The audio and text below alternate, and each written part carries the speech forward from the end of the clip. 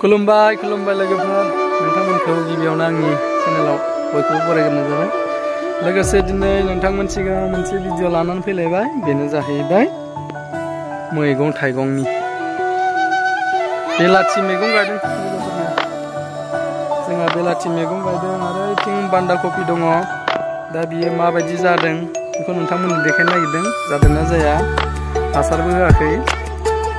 मोनजाथारसिगोन लोगोफोर, फिथाइया थायहांबाय नै थाइबाय देखायनोसै नोंथांमोननो माबायदि जादों।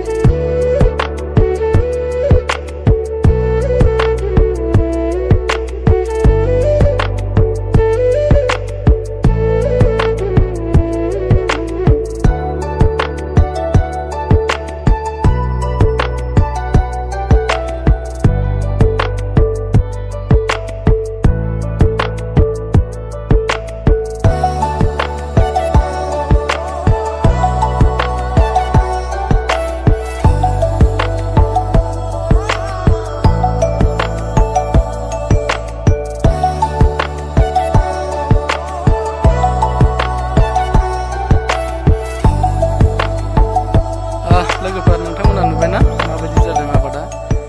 जोंहा मानसिया मावोब्ला गासिबो जायो आबादा, खिन्थु मानसिया बानानैसो मावा। बेनिखायनो जिखि आबादानो जाया मानो बेखौ मावोब्ला जोंहा बिमा बैसोमुथिया अनखायो, आबादखौ मोजां खालामना होयो। खालि खस्थ' खालामनांगौ, खालि मावनांगौ आरोना बाया मोजोमा। दा ओंखायनो जायफोर बिथांमोना आबादजों